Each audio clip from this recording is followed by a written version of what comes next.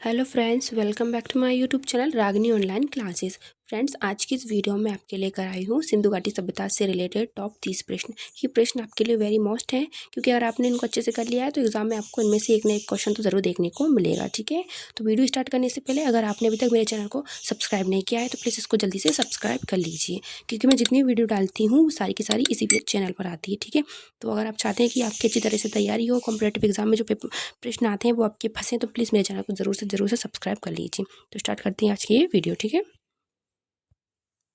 पहला क्वेश्चन है, सिंधु घाटी सभ्यता का सबसे बड़ा स्थल कौन सा है? तो जो सिंधु घाटी सभ्यता है उसका सबसे बड़ा स्थल क्या है? मोहनजोदड़ो है। क्या है? मोहनजोदड़ो। ठीक है, तो ये पाकिस्तान के सिंध प्रांत में स्थित है। जो मोहनजोदड़ो है वो पाकिस्तान देश के सिंध प्रांत में क्या है? स्थित है।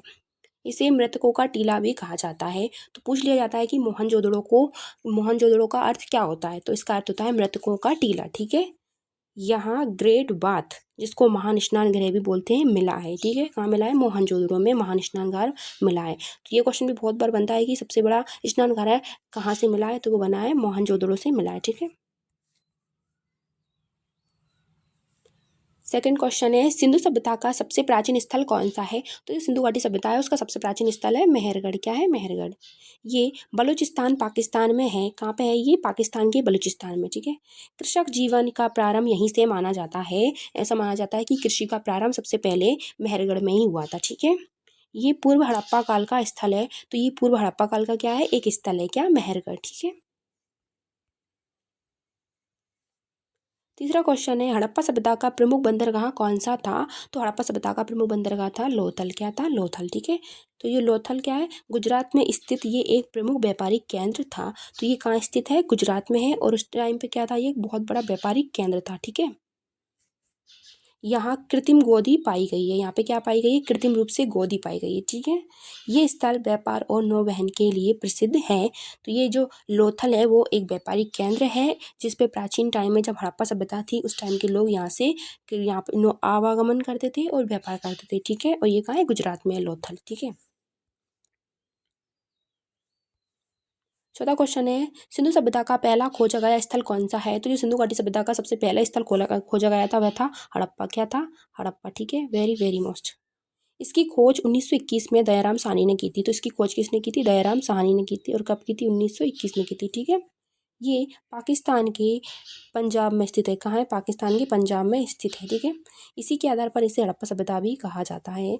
तो सिंधु घाटी सभ्यता जो थी उसको सबसे पहले कहाँ पे खोजा गया? हड़प्पा पे।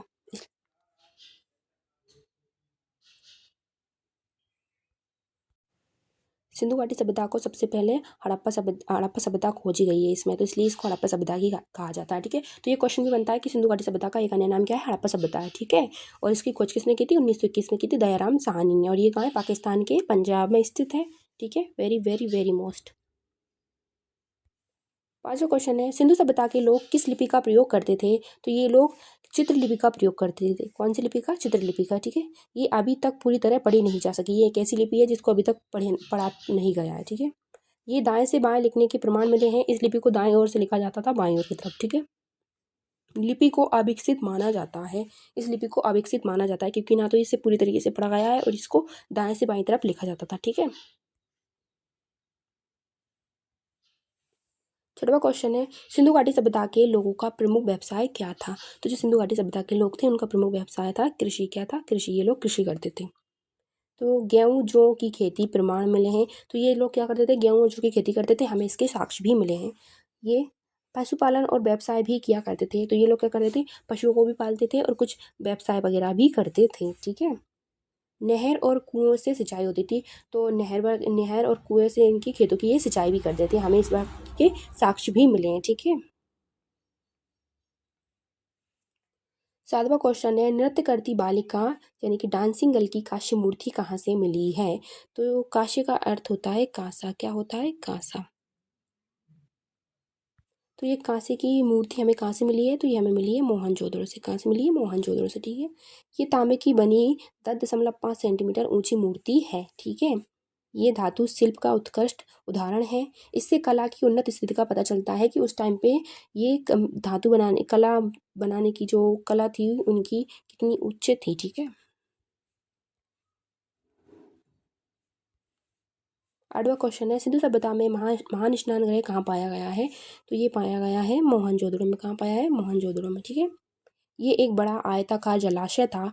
ये एक बहुत बड़ा आयत के आकार का क्या था? जलाशय था। ठीक है, इसमें पानी के निकास की व्यवस्था थी। पानी को निकालने के लिए भी व्यवस्था की गई थी इसमें, ताकि गंदा पानी हो जाने के बाद उसको निकाल कर उसमें शुद्ध पानी भरा जा सके। ठीक है, ये धार्मिक अनुष्ठानों से जुड़ा माना जाता है। ऐसा माना जाता है कि जो मोहनजोदड़ो में बड़ा स्नान गृह मिला है, वहाँ पे कुछ विशेष अवसरों पे वहाँ के जो विशेष लोग होते थे, जैसे कि ब्राह्मण हो गए, राजा हो गए, उनमें स्नान किया करते थे। ठीक है, मोहनजोदड़ो के इस विशाल स्नान गृह में। ठीक है, 9वां क्वेश्चन है, सिंधु सभ्यता का धार्मिक प्रतीक क्या है? तो सिंधु सभ्यता के जो धार्मिक प्रतीक है वो है पीपल का वृक्ष और पशुपति महादेव। ठीक है, तो ये लोग पीपल के वृक्ष की और पशुपति महादेव की क्या करते थे? पूजा करते थे। ठीक है, एक मुद्रा में 3 मुखों वाला देवता दर्शाया गया है। तो एक ऐसी मुद्रा में 3 मुखों वाले देवता दर्शाए गए हैं। ठीक है, वो पशुपति महादेव ही होंगे। ठीक है, इसे प्रारंभिक शिव पशुपति माना गया है। इसे प्रारंभिक रूप में शिव पशुपति के रूप में कहकर उनको पूजा जाता था। ठीक है, ये योग मुद्रा में बैठा है, जिसके चारों ओर पशु हैं। तो ये योग की मुद्रा में बैठे हुए हैं और जिनके चारों ओर क्या है? पशु है। 10वां क्वेश्चन है, सिंधु सभ्यता के लोग किस धातु से अनभिज्ञ थे? अनभिज्ञ का मतलब होता है अनजान थे, उन्हें किस धातु की जानकारी नहीं थी।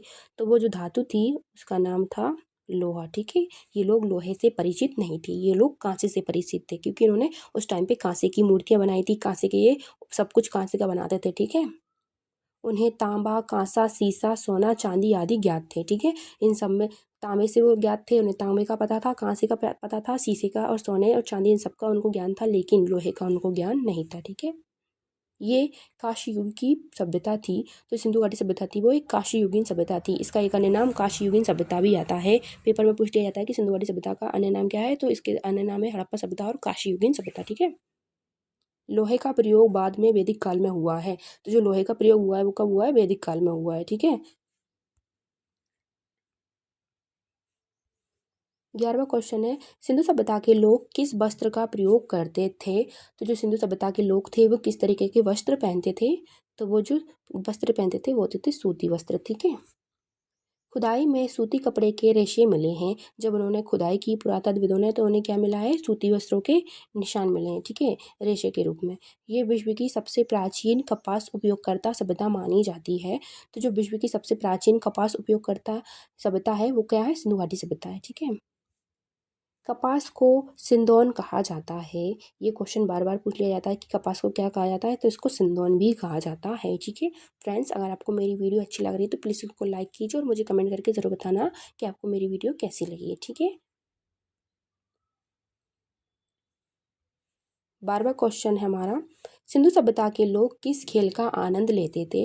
तो जो सिंधु घाटी सभ्यता के लोग होते थे वो कौन सा खेल खेलते थे? तो वो जो खेल खेलते थे उसका नाम था पासा, जिसको इंग्लिश में आज के टाइम पे डाइस बोलते हैं। क्या बोलते हैं? डाइस। ठीक है, खुदाई में पासे और बोर्ड गेम मिले हैं। जब खुदाई की तो उनमें पासे और बोर्ड गेम मिले हैं। ठीक है, इससे उनके मनोरंजन प्रेम का पता चलता है। उनके मनोरंजन का हमें पता चलता है कि वो कौन सा गेम खेलते थे। बच्चों के खिलौने भी मिले हैं, और क्या मिला है साथ में? उन्हें बच्चों के खिलौने भी मिले हैं। ठीक है, 13वां क्वेश्चन है, सिंधु सभ्यता में नगर नियोजन की विशेषता क्या थी? तो जो सिंधु सभ्यता में जो नगर बनाए जाते थे वो किस विशेषता पे आधारित बनाए जाते थे? तो वो ग्रिड पद्धति पर बनाए जाते थे, ग्रिड पद्धति पर। ठीक है, ये क्वेश्चन बहुत बार पूछा जाता है, ग्रिड पद्धति पर उनको बनाया जाता है। ठीक है, सड़कें एक दूसरे को समकोण 90 डिग्री पर काटती हैं। ऐसी सड़कें बनाई गई थी जिनके बीच में जिन्हें 90 डिग्री पर काटा जाता है, यानी कि बिल्कुल चौराहे टाइप की सीधी सीधी सी ऐसी सड़कें बनाई जाती थी। घरों में नालियाँ और स्नान घर होते थे। तो जो घर होते थे वो इस तरीके से बनाए जाते थे कि बाहर जाने के लिए गंदा पानी घरों में नालियाँ दी जाती थी उनके लिए। ठीक है, घरों में और नालियाँ बना दी जाती थी और उनको अच्छे से ढक दिया जाता था, ऊपर से उनके ऊपर घर बना दिए जाते थे और स्नान घर भी उन्हीं घरों में होते थे। ठीक है, ये नियोजित शहरी संस्कृति थी। तो ये क्वेश्चन भी है कि सिंधु घाटी सभ्यता जो है एक शहरी संस्कृति थी, क्योंकि इसमें सब कुछ शहर टाइप का हो रहा था। ठीक है,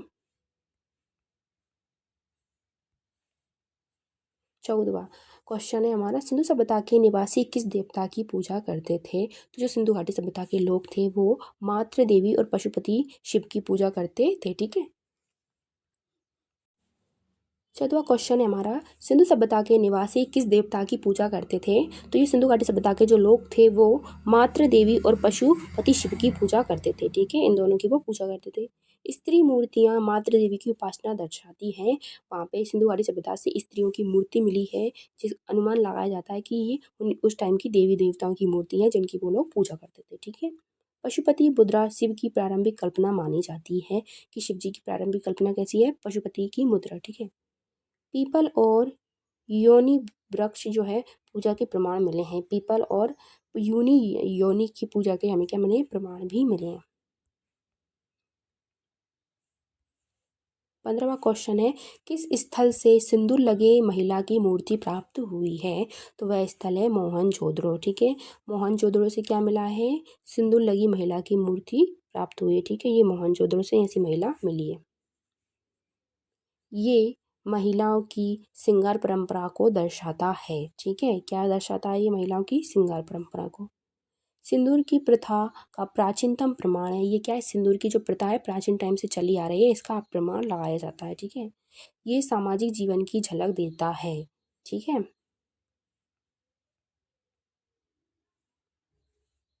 16वां क्वेश्चन है, सिंधु सभ्यता का पतन किस कारण हुआ है? तो ऐसा क्या हुआ है कि सिंधु घाटी सभ्यता का पतन हुआ है? ठीक है, तो इसके कई सारे कारण हैं जिसके बारे में हमें पूरी तरीके से पता नहीं है, लेकिन जो कारण कुछ हमें पता है उनके बारे में हम बात करेंगे। ठीक है, तो स्पष्ट कारण अज्ञात हैं।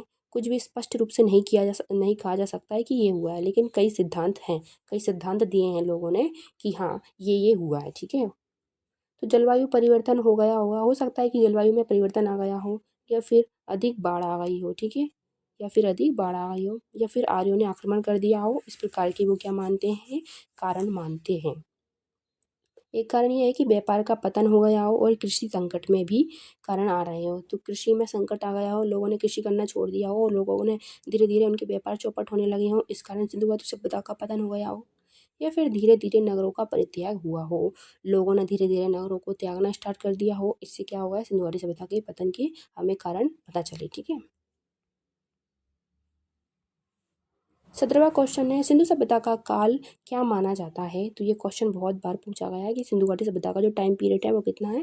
तो वो लगभग 2500 ईसा पूर्व से 1750 ईसा पूर्व तक माना गया है। ठीक है, ये काशी युगीन सभ्यता थी। तो सिंधु घाटी सभ्यता कैसी थी? काशी युगीन, क्योंकि इस टाइम पे कांसे का प्रयोग किया जा रहा था। ठीक है, समय निर्धारण जो है रेडियो कार्बन डेटिंग से हुआ है। तो जो समय का निर्धारण है वो किससे होता था? रेडियो कार्बन डेटिंग से। इसका विकास और पतन चरणबद्ध था, धीरे धीरे ही इसका विकास हुआ था और धीरे धीरे इसका पतन हुआ है। ठीक है,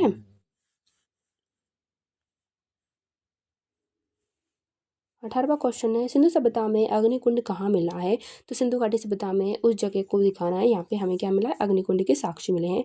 तो अग्निकुंड के साक्ष्य हमें मिले हैं कालीबंगा से। कहाँ से मिले? कालीबंगा से। ठीक है, ये राजस्थान के हनुमानगढ़ जिले में है। तो जो राजस्थान राज्य है मध्य प्रदेश में, उसमें क्या है? हनुमानगढ़ जिला है। वहाँ से हमें क्या मिले हैं? कालीबंगा के साक्ष्य मिले हैं। ठीक है,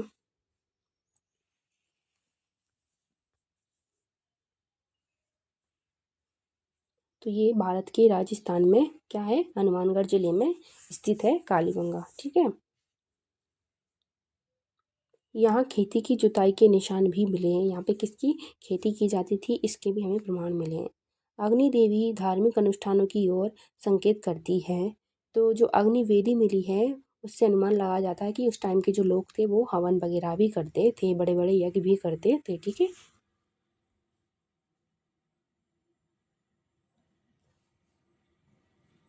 19वां क्वेश्चन है, सिंधु सभ्यता में सील मुद्राओं का प्रमुख उद्देश्य क्या था? तो सिंधु सभ्यता में जो सील मुद्राएं थी उनका प्रमुख उद्देश्य क्या था? तो जो मुद्राएं होती थी उससे पहले के टाइम पे क्या खरीदा जाता था? उनसे व्यापार किया जाता था और पहचान होती थी। ये ठीक है, उनसे व्यापार किया जाता था और पहचान।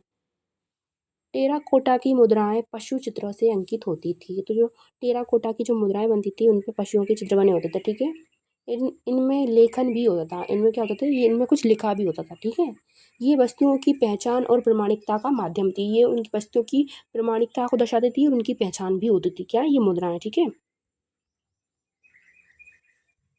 20वां क्वेश्चन है, सिंधु सभ्यता में तांबे की मछली आकृति कहाँ से मिली है? तो सिंधु घाटी सभ्यता में वह स्थल दिखाना है जहाँ पे हमें तांबे की बनी हुई मछली की आकृति मिली है। ठीक है, तो वो मिली है हड़प्पा से। कहाँ से मिली है? हड़प्पा से। ठीक है, ये संभवतः धार्मिक या सजावटी वस्तुएं रही होंगी।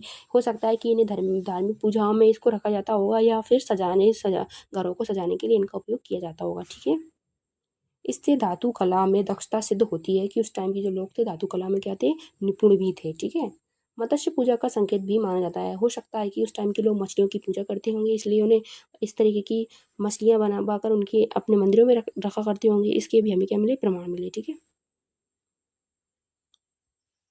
21वां क्वेश्चन है, सिंधु सभ्यता में मृतकों को किस प्रकार दफनाया जाता था। तो ये सिंधु सभ्यता में जो मरे हुए लोग होते थे उनको कैसे दफनाया जाता था, तो इनकी जो प्रणाली थी वो थी लंबवत समाधान प्रणाली। ठीक है, इस तरीके से उनको दफनाया जाता था। पूर्ण और आंशिक समाधान दोनों के प्रमाण मिले हैं। पूर्ण समाधान और आंशिक समाधान के क्या मिले हमें, प्रमाण मिले हैं। ठीक है, कब्रों में मिट्टी के बर्तन, आभूषण आदि मिले हैं। जब उनको उखाड़ा गया कब्रों में मनुष्य की हड्डियों के साथ साथ उन्हें क्या मिले, मिट्टी के बर्तन और आभूषण भी उनके साथ दफन हुए मिले। इससे अनुमान लगाया जा सकता है कि अगर स्त्री के आभूषण मिले तो अनुमान लगा लिया जाता है कि ये स्त्री का कंकाल है, पुरुष के मिले तो पुरुष के, या फिर उनके साथ कुछ विशेष चीज़ों को भी दफनाया जाता था। ठीक है, ये पुनर्जन्म की धारणा दर्शाता है। ये कौन सी धारणा दर्शाता है, तो ये पुनर्जन्म की धारणा दर्शाता है। ठीक है, 22वां क्वेश्चन है, सिंधु सभ्यता में सबसे अधिक धातु कौन सी प्रयोग की गई थी। तो सिंधु सभ्यता में सबसे ज़्यादा जिन लोगों ने धातु का प्रयोग किया था वो धातु थी तांबा। कौन सी थी, तांबा। ठीक है, ये हड़प्पा वासियों का प्रमुख धातु थी। तो ये हड़प्पा वासियों की क्या थी, प्रमुख धातु थी, क्या, तांबा। कांसा जो था, कांसा किससे बनता था, तांबा प्लस टिन। ये कांसे से, कांसा इसी से बनता था। तांबा और टिन को मिलाकर कांसा बनता था। ठीक है, हथियार, उपकरण, मूर्तियाँ इससे बनती थी। तो जो कांसे से होते थे, तांबे से क्या बनते थे, हथियार और मूर्तियाँ और उपकरण आदि बनाए जाते थे। ठीक है, 23वां क्वेश्चन है, सिंधु सभ्यता की मुद्राओं पर किस पशु की आकृति सबसे अधिक पाई गई है। तो ये सिंधु सभ्यता में जो मुद्राएं मिली है हमें, उन पर ऐसे कौन से पशु की आकृति सबसे ज़्यादा बार दर्शाई गई है, तो वह है एक सींग वाला बैल, जिसको यूनिकॉर्न भी बोलते हैं। एक सींग वाले बैल को क्या बोलते हैं, यूनिकॉर्न। ठीक है, इसको इसको बहुत बार बनाया गया है, उनकी आकृति पर सबसे ज़्यादा इसी की आकृति मिली है। ठीक है, मुद्राओं के ऊपर। इसका वास्तविक अस्तित्व संदिग्ध है, क्या है, संदिग्ध है। ठीक है, ये संभवतः प्राचीन प्रतीकात्मक महत्व रखता है। ये कैसा रहा है, संभवतः प्रतीकात्मक महत्व रखता है। व्यापारिक प्रतीक माना जाता है। तो इसको कैसा प्रतीक माना गया है, एक व्यापारिक प्रतीक माना गया है यूनिकॉर्न को। ठीक है,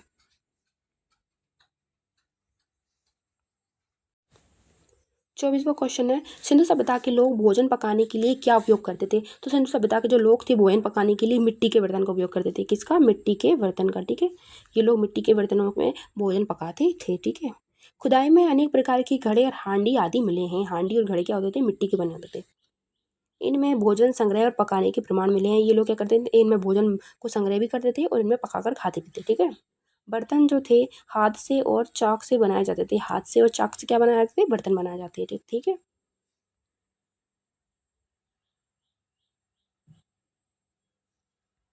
25वां क्वेश्चन है, सिंधु सभ्यता के लोग किस धातु से आभूषण बनाते थे। तो ये सिंधु घाटी सभ्यता के जो लोग थे वो आभूषण किससे बनाते थे, तो वो सोना, चांदी और तांबा इनका प्रयोग करके क्या बनाते थे, आभूषण बनाते थे। ठीक है, स्त्रियां हार, कंगन, कान के झुमके पहनती थी। स्त्रियां क्या पहनती थी, हार पहनती थी, कान के झुमके और कंगन, वो तो आज भी पहनती हैं। ठीक है, मनका का प्रयोग भी होता था। मनके का प्रयोग भी क्या करते थे, ये लोग करते थे। ठीक है, मोती, कीमती पत्थर भी उपयोग में लाए जाते थे। ठीक है,